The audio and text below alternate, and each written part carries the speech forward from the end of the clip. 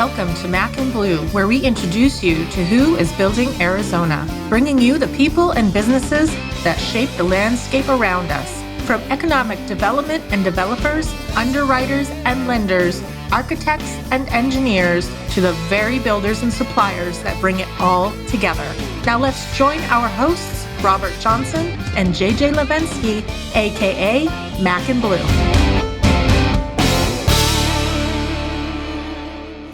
Thank you for joining us again. I am Robert Johnson. He is JJ Levensky. That's the guy in front of the Mac and Bleu logo that had to be the topper today. I love it. I think it's fantastic. I'm going to do it next time, but I might do mine upside down. And how you doing, JJ? I'm doing great. Are you up in Vegas today? I am in beautiful Las Vegas, 10 degrees cooler than Phoenix. And then one more that I failed last time to get in until later on. Daryl Robinson, who is our producer, is turning the knobs and hitting the cues. Daryl, are you with us? Hey, there he is. I caught you off guard, but that's okay. How are you doing today, Daryl? I'm doing well. How are you? Good. Daryl's the man. JJ, I'm going to kick it to you to introduce our guest today. Well, I'm elated to be able to introduce Charles. I assume you're okay with us calling you Chuck today. Oh my gosh, please, man. All right, so the man, the myth, the legend, Charles Chuck Marohn. So for the listeners and viewers, he is the founder, principal, the brainchild behind Strong Towns. But I was fortunate to know him in his previous life when he was just a humble man. He's still humble, but would love to give a kind of a behind the scenes introduction of like how we met and why I thought he would just be a wonderful guest for our platform on Building Arizona. So with that, I figured it out, Chuck. I think it goes back 24 years.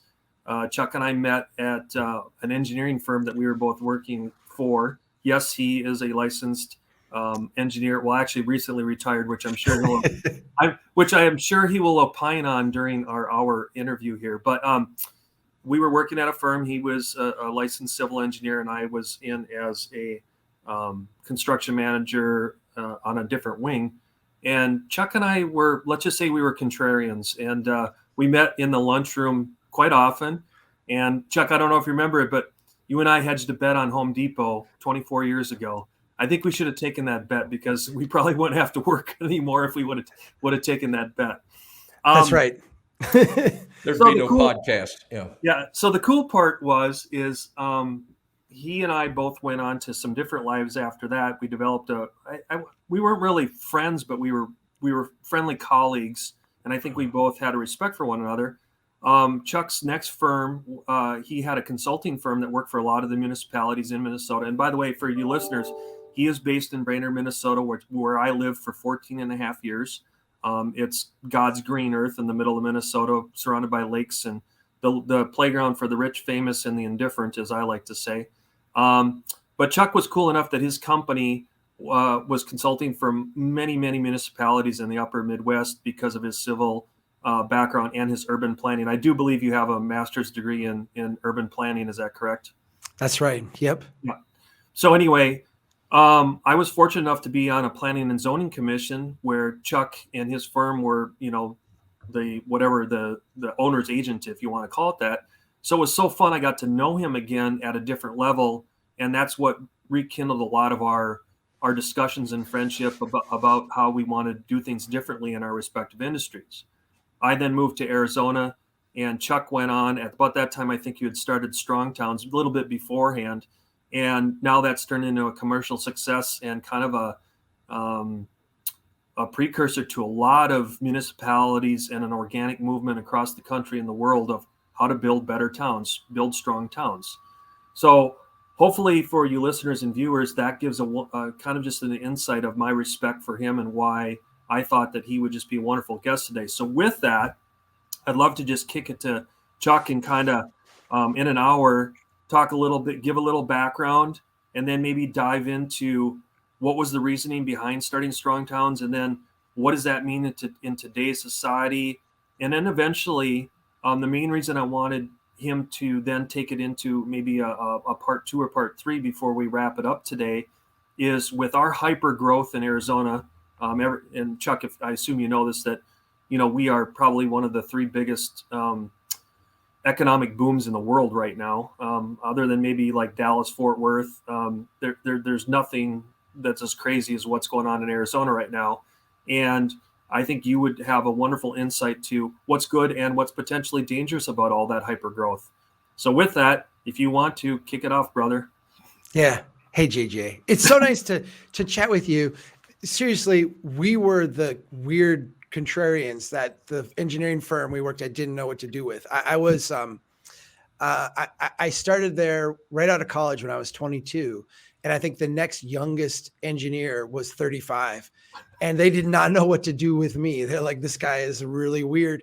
And the person I bonded with was you, JJ. We would, like you said, we would hang out in the lunchroom. It was one of these very, if you weren't there at 8 o'clock and you left before 5 o'clock, you were really frowned on. And so I made it a point to show up at like 10 after 8 in the morning.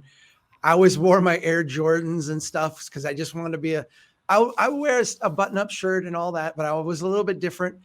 JJ, you were odd too in terms of the culture there, Still is pretty odd. Yeah, trust me. The culture was a lot. I mean, at that firm, we did a lot of we did municipal engineering, very button down, very vanilla kind of stuff. We did a lot of work with developers. We built the Home Depot site layout, the Arby's, all the big box stores in a fast growing kind of suburban area. We were working on that. And I remember just sitting with you, and we did talk Home Depot, and we did make some bets, and we were, I think 2 guys who were thinking about the future in a way that was different than most of the people there. But we also, I think the reason you always resonated with me, and I think we found it easy to chat, is we both had a certain discomfort with the machine going on around us, right? Correct. I liked the people that we worked with. I mean, they were genuinely nice people, but the machine that we were in didn't make any sense.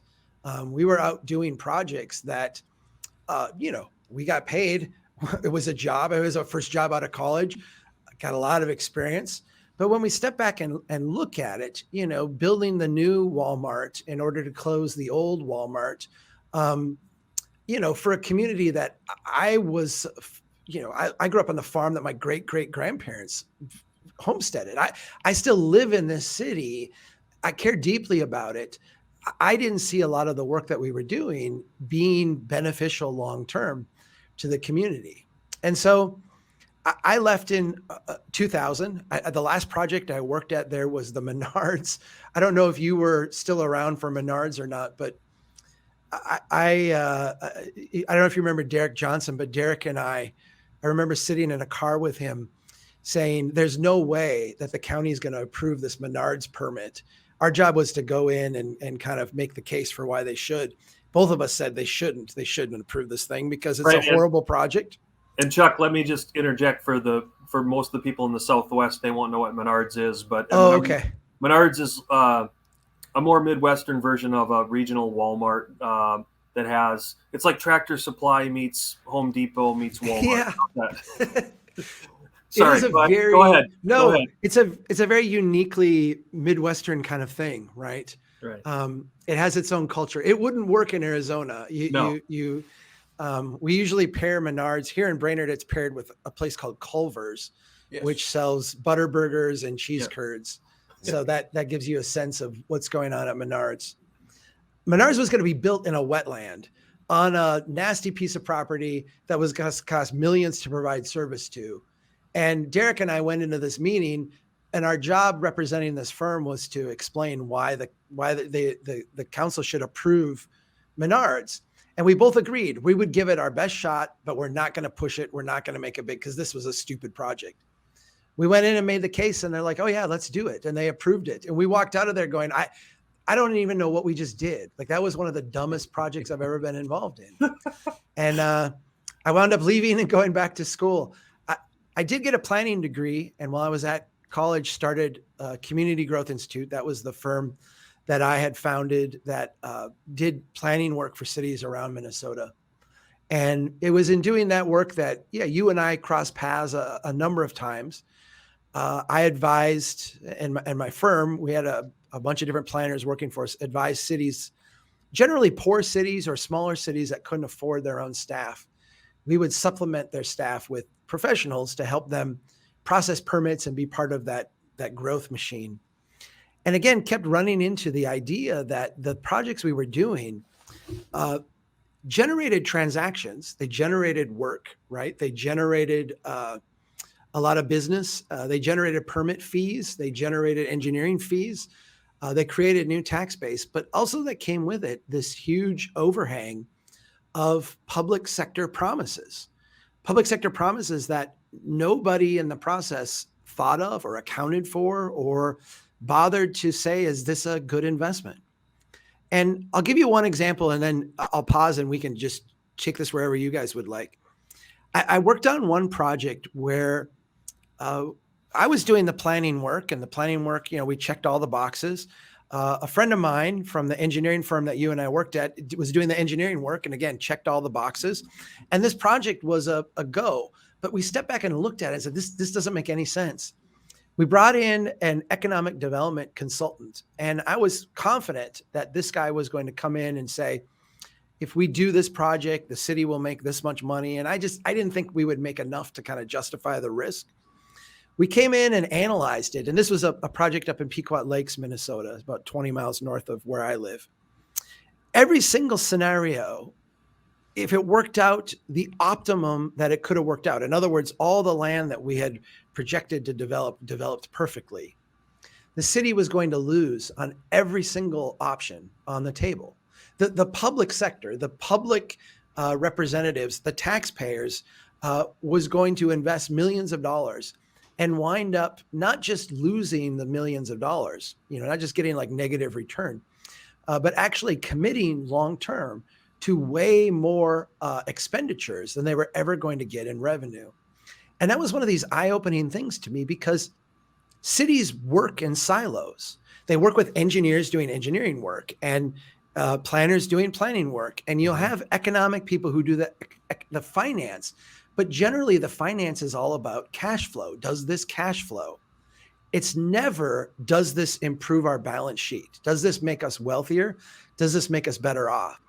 And as soon as I cracked that nut up in Pequot Lakes and started looking at other projects I had worked on over the years in other cities where I was working on projects, I couldn't do it anymore. I'm like, this is all ruining these places that I really love. And that, thus was born Strong Towns. I started writing a blog about it, and bam, everything kind of went crazy. Well, if I can interject, just to have you explain something that has intrigued me, there's a comment made, America's post-war pattern of development, and then the suburban experiment. Can you explain that a little bit?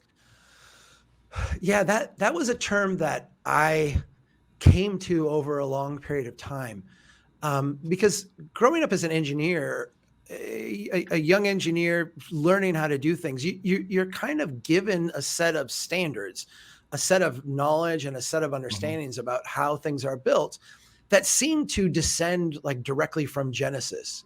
Here's this is the way it's always been done. And I remember sitting in the conference room at the engineering firm that JJ and I worked at. I remember asking questions and being told, this is the way it's always been done. When I went back to planning school and I got a planning degree, again, a lot of what we were taught was history began in 1945 and just kind of proceeded from there. So everything that we were taught as like the standard approach was stuff that was, post World War II, post Great Depression. It was all based on, the Interstate Highway Act being a reality, the GI Bill, the subsidizing of suburban tract housing, the idea of big box stores and malls and strip malls. It was only when I started to ask the question, why does none of this works out financially? Like I couldn't find anything that I had worked on that worked out financially. What does work? that I came to understand how different post-war development was to really thousands and thousands of years of human history of how we built and developed places all over the world. And this break point I started to call the Suburban Experiment as a way to drive home the idea that this isn't the way it's always been done. This is the way that us as modern people see it. This is the world around us. But this point in time is a massive deviation from really the legacy of city building, the legacy of community building that evolved out of thousands of years of human experimentation. This is a brand new way of doing things. It's very young. And let me just put it this way. I've been told that as engineers, the engineering profession, we had a just joke, it's the world's second oldest profession. So take that for what it is. We look at like bridges built by Romans and say, look, engineers have been around a long time. That's very true. Engineering has been around a long time. Traffic engineering is ridiculously young profession. It's been around 3 generations max. The ideas are brand new. They've not been time tested. They're not rigorously developed. They were developed ad hoc very quickly in a fast growth kind of era after World War II. It's a very young profession, and that profession drives our entire development pattern today. JJ. So with that, Chuck, let's go down this rabbit hole for a while, because I think this is where the listener and viewer can really glean off of your expertise. Hold on. Let's come back to that. Daryl, let's let you take it for a quick break, because this one's going to take a while. So let's do a quick commercial break, and I'll come back to that question, Chuck. That sounds great. Torrey Contracting, your full-service Division 9 contractor. Torrey Contracting operates with a smaller, hands-on team. This cohesive structure results in superior workmanship and economical solutions. We deliver projects with unsurpassed commitment to quality and stewardship of budget. Torrey Contracting, small enough to listen, big enough to deliver.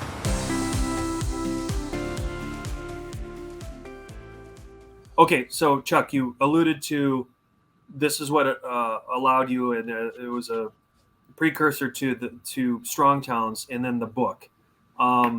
We don't have time today to go over everything in the book, because you actually have 2 books out, Strong Towns and the Confessions of a Recovering Engineer, which is wonderful. I've read both of them actually. Thanks, think man. Twice. Really, that means a lot. Thank you. Yeah, and yes and no, I didn't read them to fall asleep. I read them to gain knowledge. But what I love, I think you telling it in a story format is do 3 things. 1, tell us a little bit like about the book without getting into the minutia of it, of the why and the how. But then give us 2 examples, or give the listeners 2 examples of an experiment gone bad that you can resonate with, like a town that really screwed it up. And then on the flip side, maybe you could give a testimonial of how your team, how the Strong Towns platform allowed a town to rebound off of a previous mistake, or were they at least, gleaned your knowledge and then turned it into something that you're very proud of in a Strong Towns representative. Does that make sense? Yeah, no, that's great. Okay, so go ahead. A big part of Strong Towns, and a big part of why I write the way that I write, and it is conversational. I try not to write in a technical way. There's a lot of people out there who do that. I remember in the early days, as I was trying to figure this stuff out, because I had to break out of conventional wisdom. I remember sitting with my dad and trying to explain it to my dad. My dad is a farmer, worked at the paper mill, went back to school when I was in middle school, and became a teacher. So he's a smart man, but one of these like street smart guys. And I remember telling him a little bit about some of the ideas that would become Strong Towns. And he's like, that doesn't make sense. You know how dads are? They like, they don't let, what do you know? Like you're saying like everybody's wrong with, I love you, Chuck, but you're one step away from the loony bin. That's exactly what it was. And so when I started to write the blog that would eventually become the Strongtown's media site, I felt like I was always writing to my dad. I needed to explain things to my dad in a way that my dad would understand them. And that meant it couldn't be technical jargon. It had to be very plain spoken language.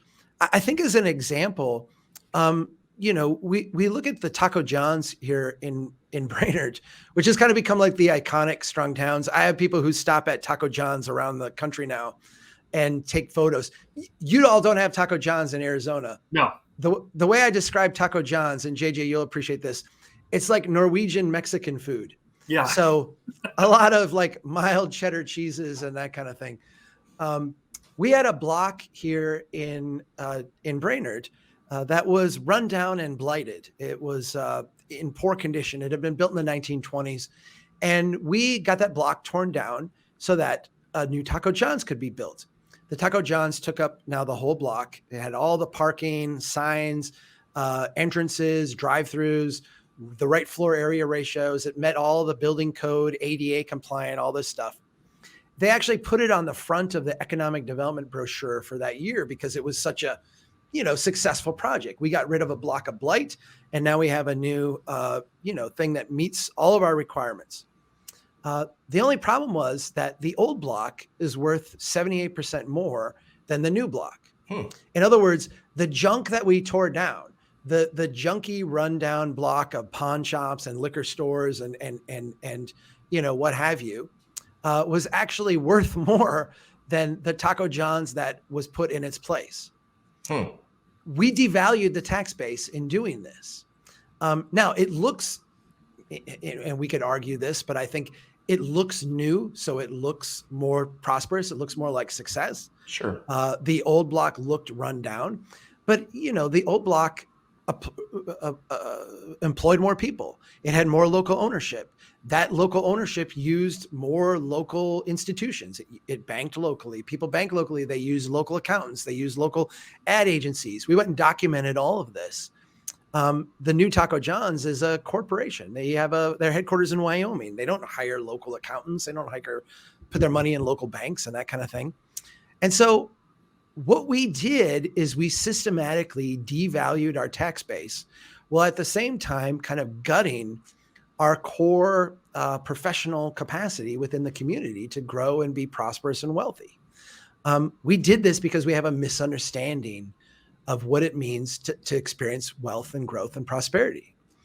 A lot of places have learned from this. I've been using this example and similar examples around the country now for over a decade. And we have seen places who have gone in now and changed their zoning codes. Our zoning code here in Brainerd only allowed that type of development. If you wanted anything to happen on that property, you were going to have to rip down a block and build in that way. Thus the properties that were there weren't maintained because they were all non-conforming buildings. They were all non-conforming structures. The hurdles you would have to go to build on those properties was just enormous. We have seen many, many cities now recognize this problem, which is a kind of a universal problem here in North America, and go and change their codes so that people can make use of their existing properties. They can fix them up. They can improve them. They can add second stories. They can do things to build and grow wealth in place. And that's, I'm not going to say that nobody did that a decade ago, but I feel like Strong Towns has really made the case financially for why that increment of business, why that scale of development is really important to the economic success of our cities. So, I guess I'm going to simplify it, but for some, maybe the most profitable is not the best for the community or for the individual holding the property in many cases. Well, it depends. I mean, if you look at the Taco John's example, I think there's a bunch of ways to understand this. I mean, the thing that makes it a great example is that the costs are fixed, right? The city cost for these two things is the exact same. There's the same amount of road, the same amount of pipe, the same amount of sidewalk. So it's not like we're investing more in one property than the other. It's the exact same. But what you see is a little bit the effect that you have, if you're selling pizza, if I buy a whole pizza, I might pay $15. If I buy 8 slices of pizza individually, I might pay $25. Cities experience this in the same way. We actually perversely give a discount to properties when you aggregate a bunch of properties together. We lower your taxes, we lower your rate, even though the rate of providing fixed services doesn't change at all. It's kind of a perversion that the tax system creates. And so if you build a Walmart, you will actually get a lower tax rate per foot than if you build a really nice neighborhood corner store.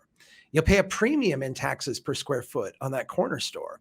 And what that means is that we get a lot of Walmarts and we don't get a lot of corner stores, even though the corner store is not only, I think, scaled to the community in a way that builds wealth, right? Like the Walmart, especially when I look here, sucks wealth out of the community where the locally owned corner store doesn't. But from a tax-based standpoint, that corner store is way more valuable, infinitely more valuable than that Walmart is. Correct. Yeah. Oh no, that's fascinating.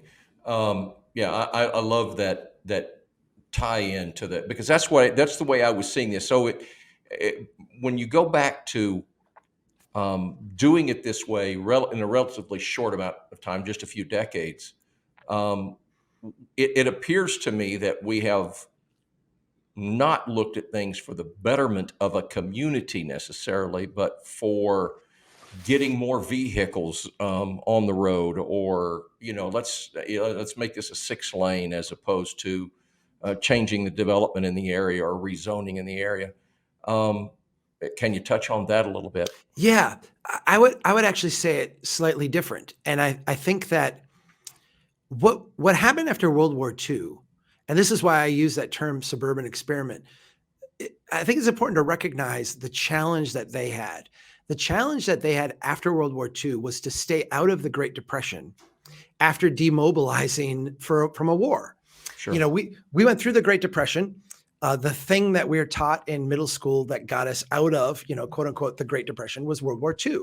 Sure. How did we get out? How did World War II get us out of the Depression? Well, we took millions of working age people who were largely unemployed, shipped them off overseas to kill and die, right?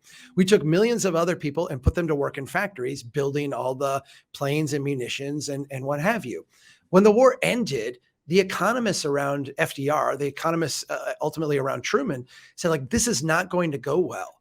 We're going to demobilize all these troops. We're going to shut down these industries, and we're going to go right back into the Great Depression because nothing has changed about our economy. Instead, what we did is we redirected all of that capacity into building a new version of America. Let's go out and build the interstate highway system. Let's go out and build frontage roads. Let's go out and build subdivisions. Let's build strip malls and franchise restaurants and big box stores and malls. Let's build. And what happened to us is that our measurements of success shifted from being how do we create wealth, enduring wealth in a community, to how much transactions do we have? How many vehicle miles traveled do we have? How many new lane miles can we build?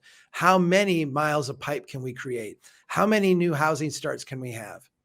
If you look at the federal government basically takes home a percentage of the GDP as their tax revenue every year.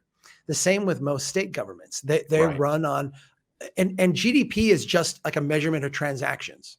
So if you buy from me and I buy from you, they're going to get a share of all that, and that's really good. But if you are self-sufficient and I'm self-sufficient and we don't have to do anything, the government goes broke. Correct. And so our economic system was shifted and designed to create as many transactions as possible. What that did is it induced local governments, it induced local communities, it induced local banks, local chambers of commerce, all of us, to shift our focus from what is good for the long-term balance sheet and health of this community to how do we generate the most transactions possible.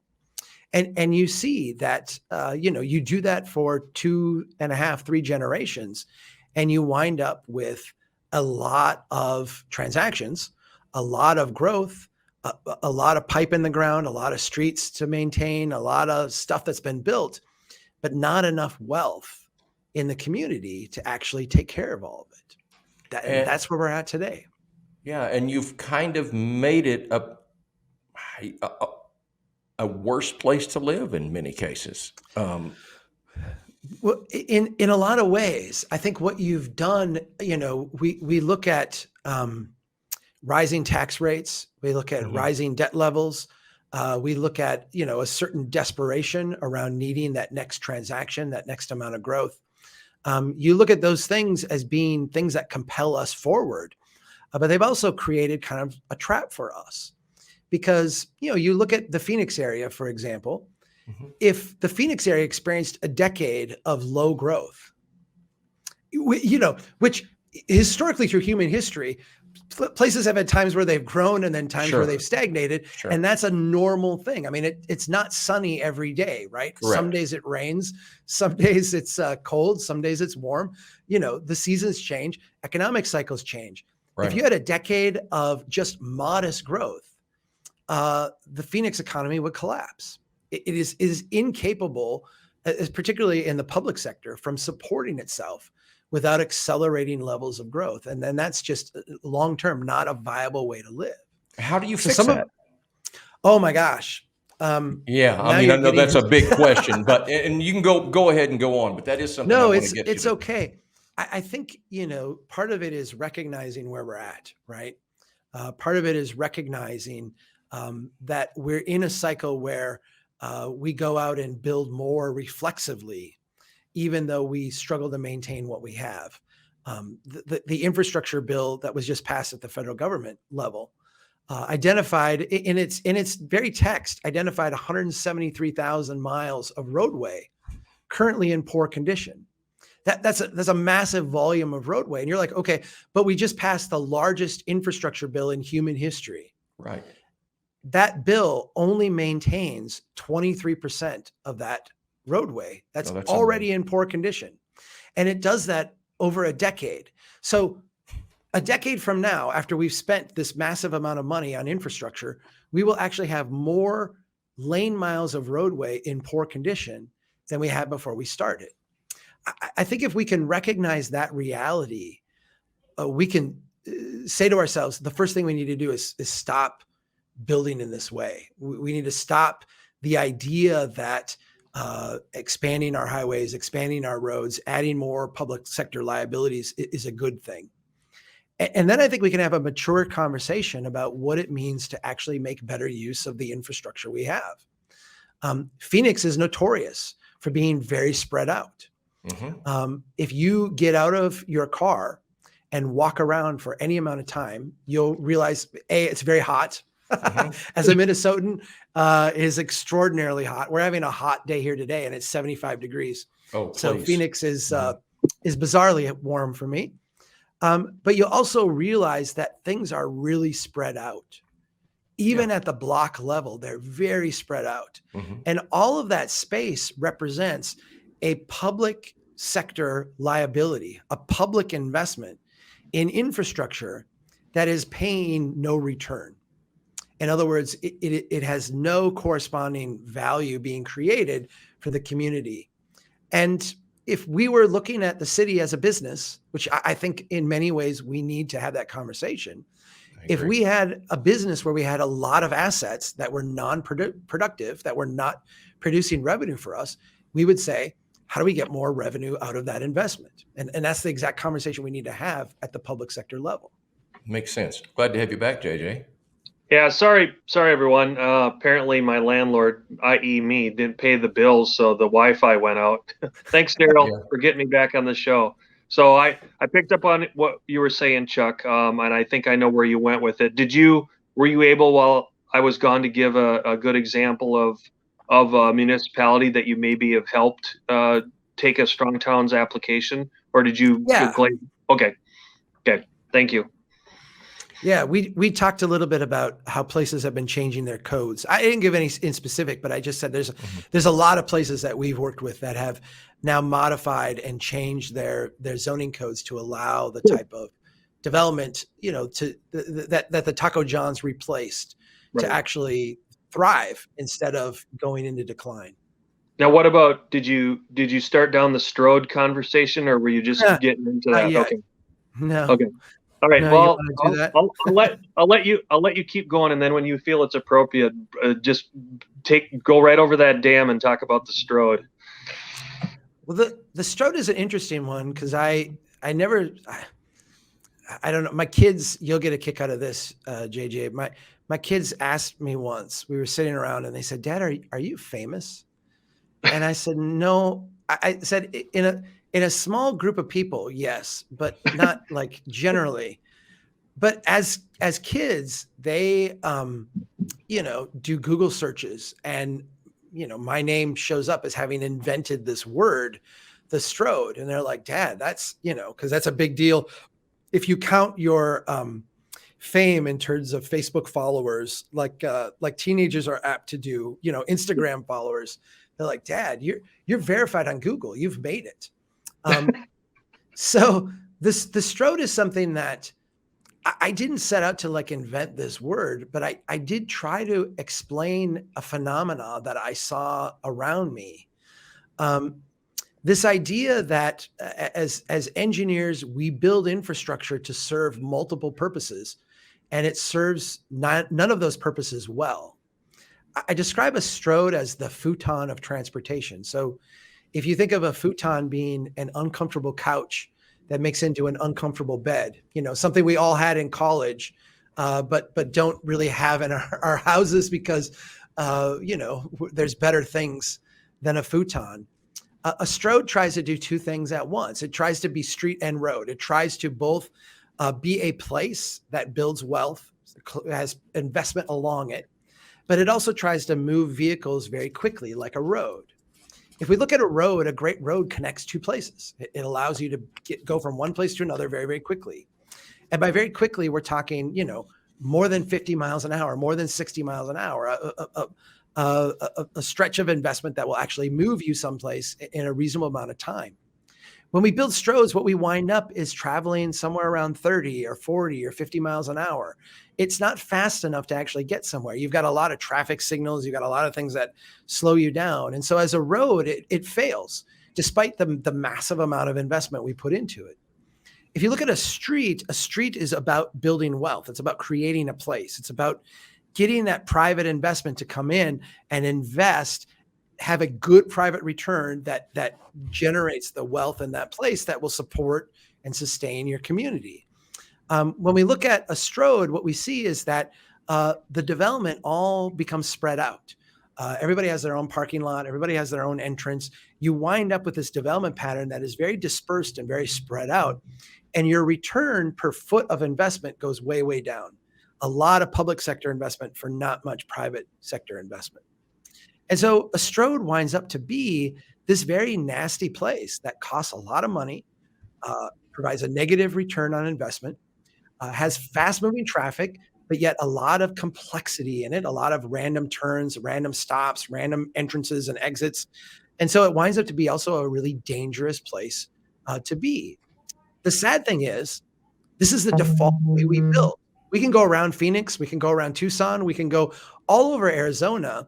And this is predominantly what is being built there. You build very few streets, you build very few roads, but you build a lot of Strodes, and they're just sucking your community dry. Yeah, it looked like we lost him again. So I see a common thread here is to an urgency to build smarter. Just do things different. And we talk about it in our industry all the time. Change is hard. And when plumbing went from copper to PEX, nobody wanted to change to PEX. And now it's everywhere. So I mean, it's the same scenario. I mean, it's part of a human nature. But how can we? What do we do to build better, build smarter? Robert, I love the question, and I think it's very good.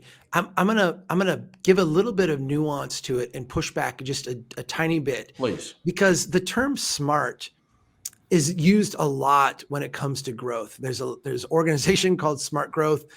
There's a lot of ideas around, smart growth, and it creates this, I think, conversation that is not very healthy. Okay. We never use the term smart. We just don't, because current development patterns, the Suburban Experiment, the post-war way of building, is actually really intelligent. It's really smart. It does what it's designed to do really well, which is to create a lot of transactions, a lot of growth. The people who engage in it are not dumb people. JJ and I weren't dumb when we worked for the engineering firm and we were out doing this stuff. We were very, very smart. We knew what we were doing. Right. I think it's important to recognize the rationality behind the current approach over the short term, because if we don't recognize that, we will be blind to the trade-offs we're making, and we'll actually do things that I think don't get us where we need to go. What we need is a system of building and investment that acknowledges that we have built in the horizontal direction as much as we need to. We actually have more infrastructure in place than we can possibly maintain right now. And so what needs to happen is a generation, 2 generations more, of going back and saying, how do we make better use of this stuff we already have? I'm going to tell you something, and it might be a little bit of a disappointment, but that's a brand new body of knowledge. There's people who work Absolutely in this, and yeah, you guys certainly do some of this work. Others do some of this work, but you're doing it against the current, right? Like Yes. you're doing it against the zoning codes are not set up for you. The building codes are not set up for you. The financing mechanisms are not set up for you. The insurance industry is not set up for you. The secondary market is not set up for you. Everything you are, in order to do this work, fighting a constant battle against the system. That system needs to evolve and change so that the type of work you're doing, the type of work that goes in and makes better use of our existing investments, is actually the default, supported by the system. And the stuff that would have us add new roads, add new frontage roads, add new sewer and water, build new subdivisions, that becomes the battling upstream part. And quite frankly, that looks like an entirely different practice. That looks like an entirely different model of development. Yeah, I agree. JJ? Let's Daryl, let's take a quick break for ad. There comes a time when dreams become a reality, when you see your vision materialize into a true work of art. And the only way to get there is to choose a general contractor who shares that same vision and knows how to bring it to life. At Bleu, we aren't so big that we've forgotten where we've come from, and we aren't so small that we can't care for your projects regardless of their size. When your vision deserves safety, perfection, timeliness, and expertise in order to become a reality, trust Bleu to get it done right the first time. So Chuck, I just want to have you go down this area. You touched on it about the systems and evolving. We're really just educating people about the paradigm. Can you let the listeners and viewers know how much of your time, and with Strong Towns now, are you on the road talking about that and educating mayors and economic development directors and things of that nature about just seeing the system for what it is instead of what it isn't? Can you talk about that a little bit? This is what we do. I mean, Strong Towns is a nonprofit organization that uses media to do advocacy work. And so we publish 3 articles a day. We've got 3 different podcast streams.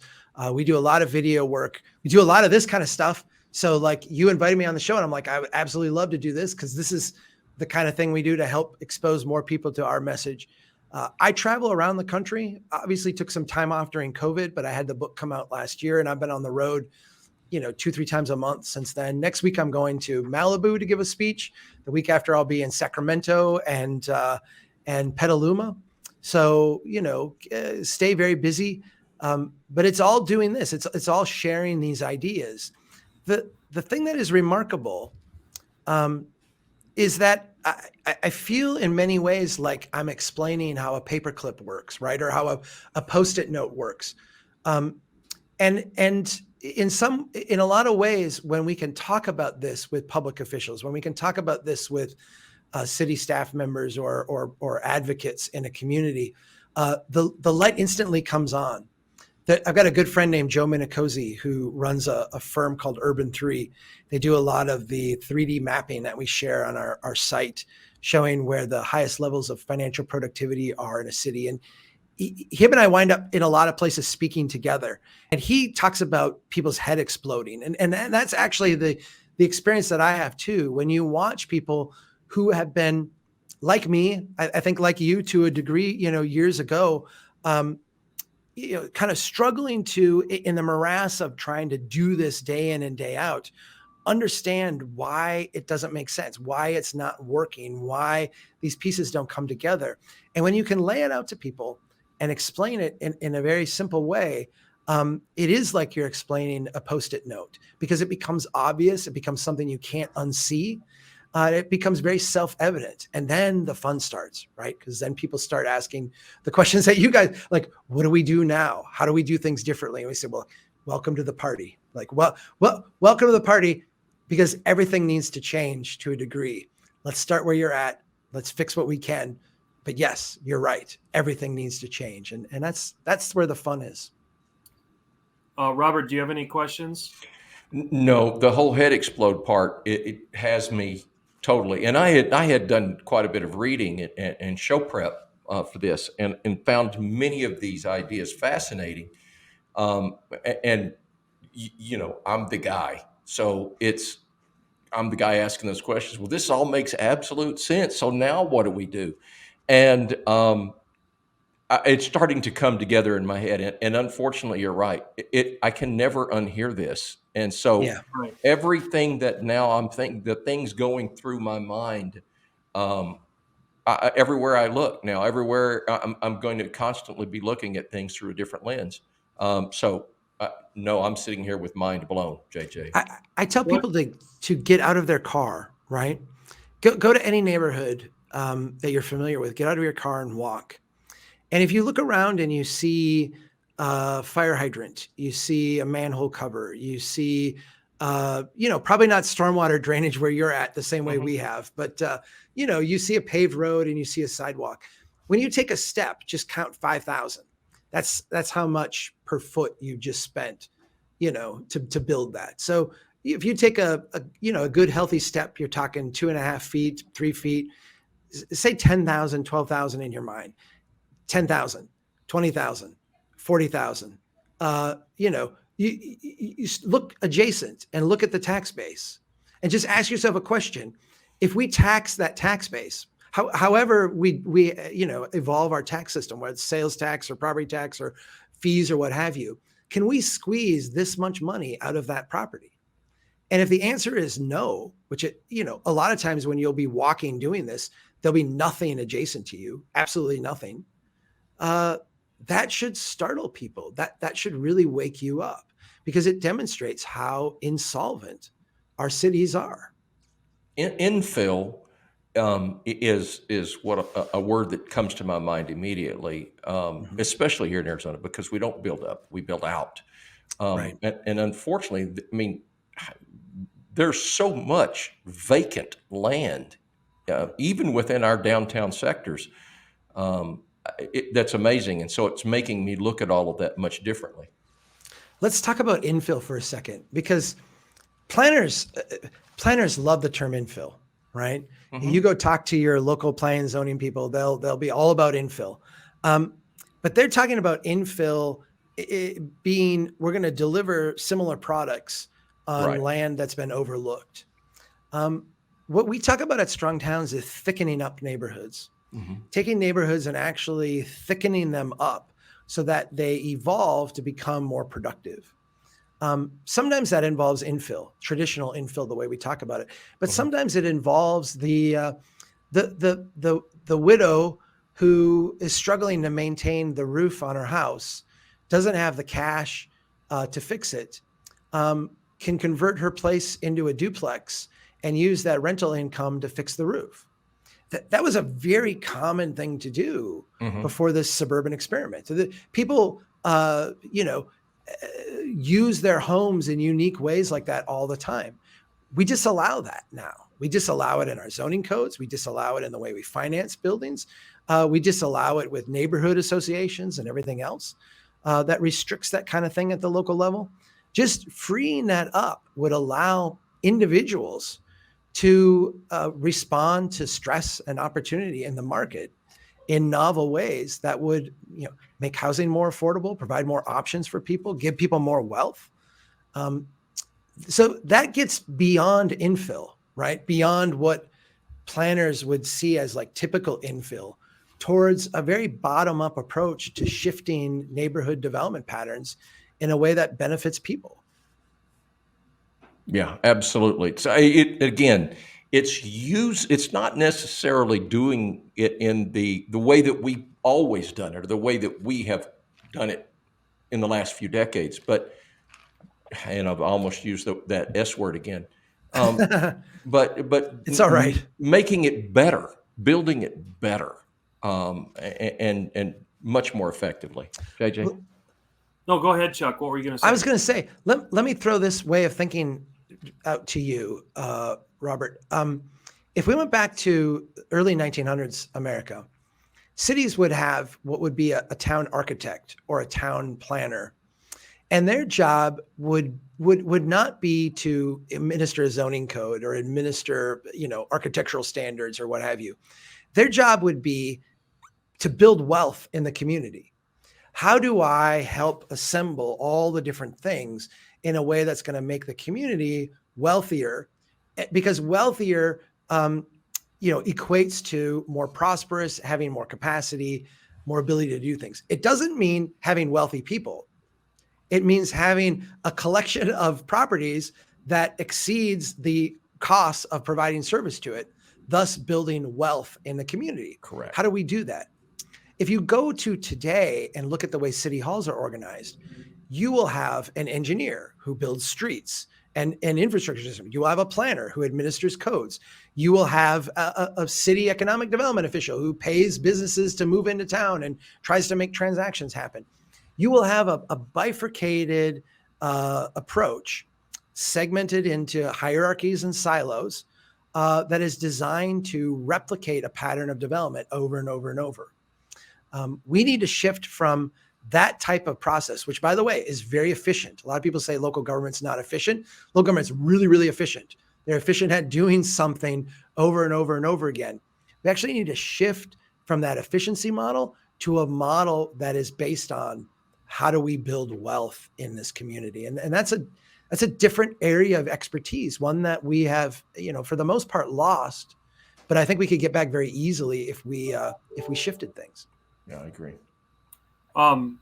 Chuck, if you can, and I apologize everyone for my technical difficulties today. Chuck, do you have a copy of the second book behind you at all? Yeah, I think I do. Yep, up here. If you don't mind, hold it up, and we only have like 10 minutes left. But could you share with the audience what precipitated that book and what it means to the listener? Yeah, it's interesting because when I did the first book, I struggled for a long time to do it because there was so much that I wanted to talk about and write about. And so I actually pitched a 5-volume series to the publisher, splitting up these topics. I'm under contract for the third one right now, which is going to be on housing. But the second one was always designed to be about transportation. So it allowed me to simplify the first book down to just city finance and how cities are built and the history of cities. I wanted to write the second one around this tragedy that had occurred in a city where I was speaking. I was invited to speak in Springfield, Massachusetts. And the day that I was there, a group of neighborhood activists brought me out and showed me this street. And they said, the city just redid this. It's really, really dangerous. I looked at it. I'm like, oh my gosh, this is horrible. Someone's going to die here. I went and gave my talk. I went back to my hotel room, turned on the TV, and a little girl had died crossing the street in that exact spot that I had been in earlier that day. This is a tragedy that's repeated thousands of times every year. There's nothing unique about it except the fact that I was there. And over the course of the subsequent 6 years, there were many, many times where we tried to get, I was part of a group that was trying to get the city to take some action to change this, take some just reasonable steps to address this. And they wouldn't, they refused to, and they refused to for all the kind of obstinate reasons that engineers often refuse to do things, mainly because, the street for them was not, even though it was in the core of their downtown, across from the big public library, it was, had all these kind of features that made it part of a neighborhood. The goal of the engineer was to move cars very quickly through the center of town. I wound up writing this book using that tragedy as a literary device to explore all the ways that traffic engineering is a brand new profession, and why the practice of it here in the United States is not consistent with building wealth and building prosperous places, and actually not doing the things that we, I think as non-engineers maybe assume that is going on and is happening. Subsequent to this book coming out, another woman was killed in the exact same spot. Wow. As the book I wrote about. But we could say the light at the end of the tunnel is that the city has now gone out and is fixing the street. In fact, yesterday, the project just began to fix this street permanently based on 3 months of temporary kind of stuff that they put up. So yeah, it's a very urgent thing, but it's one that is very common and experienced. It's a universal problem in North America. Just that Springfield was a great literary device to explain it to everybody. Chuck, I know Robert and I could ask you questions for 4 more hours, but we're almost up on time. But I wanted to kind of pose a question where it's shameless self-promotion for you, but not for Chuck and Strong Towns, but for what you're trying to be emblematic for in the education piece. So for the mayors and the economic development directors and all the people at the local units of government that might be looking or listening or watching on, give the audience something that they can follow on Strong Towns, both you, the books. Just talk about it for just a few more minutes of how they can reach you, and that you do actually still do speaking arrangements, and I believe you still will consult with government agencies to help them. Is that correct? Well, no consulting, and just because there's so much other stuff to be done, right? Like I had to walk away from consulting a while ago because every time we dug in deep in one place, the movement itself started to lose momentum. And so we're very focused on building that movement so that when public officials, when other people want to make change, there's a outpouring, there's an army of people around them ready to help out. And so our website, strongtowns.org, is the best place to go. We publish 3 times a day, every weekday. We've got 3 different podcast streams. If you look us up on YouTube or really on any social media platform, we've got a presence where we're starting to have this conversation. We started this program a while back called Local Conversations, but we've been putting a lot of energy into it this year. These are groups. It started spontaneously. People started to form their own local Strong Towns group. They'd say, we're Strong Towns. I think there's one in Tempe. We're Strong Towns Tempe. And we're like, well, what is that? And, it's just people who hang out and talk Strong Towns. And how do we make these things operative in our place? So we formalized that into a program. We now have over 100 local conversations going on around the country. And it's one of the ways where people want to get involved in their place. We're supporting that program. We've got a full-time staff member now, and we've got other resources we're putting into it to help people on the ground make changes in their place. So there's a lot going on. And yeah, I'm actually booked. I'm booked into October right now. Wow. And so, we try to schedule out events, but the calendar gets really full really quick. But yeah, traveling all over the country. We try to make it to, I've been in every state except Hawaii and Alaska. And I'm going to Hawaii for the first time in September. So we're going to try to make it to Alaska yet this year. But, we try to get everywhere in the country at least once every couple of years to give people an opportunity to come out, meet each other. And I'm not able to announce it yet the exact details, but I will say we're partnering with another organization that does a national conference to do a Strong Towns conference next year. So we're going to be inviting, hundreds, maybe thousands of people from around the country who are interested in this to come and hang out with us for a while and talk Strong Towns. Excellent. How do people get a hold of you other than just through the website? Through the website's the best way. Yeah, I mean, there's all my contact information is there. I'm on every social media platform too. People are listening on LinkedIn. You can get a hold of me there. Twitter, I'm there. Facebook, there. Perfect. Try to be as responsive as I can. Yeah. No worries. Well, from me personally, thank you so much. Oh, thank you. We will definitely have you back on again. It's been fantastic, and I'm amazed yet again that we've gone an hour. We could just keep going on and on. I really appreciate you coming, JJ. Yeah, Chuck. I mean, it's a little more personal for me because of our background, but just elated that you chose the time to be on our podcast and share your wealth of knowledge with the people of Building Arizona, because I just encourage all the listeners in the audience to dive deeper into what Chuck's message is. Once I went there, especially with me, I mean, I make my money off of development and building. And yet when I look through the lens that Chuck, it was always there for me. Chuck just let me see it in a better light. And I realized that, this is who I was destined to be. And I think the more that we do that, then I'm part of that movement as well. So as a disciple of the movement itself, it's a very clean and rewarding way of being profitable, having capitalism, but yet having it mean something more than what we're just doing. So thanks from the bottom of my heart, Chuck. Well, thank you, friend. And you've been an important part of my journey too. All the times we spent chatting and trying to figure out life is very meaningful to me. So it's cool to be able to sit here and talk to you again like this. So I am very grateful. Excellent. Hey, Daryl, take us out of here. You've been listening to the Mac and Blue Show, brought to you by Torrey Contracting and Blue Wave General Contracting. Be sure to subscribe to the Mac and Blue podcast on your favorite podcast platform. Follow Robert Johnson and JJ Levensky on LinkedIn and Instagram. Tune in live every first and third Thursday at 3 p.m.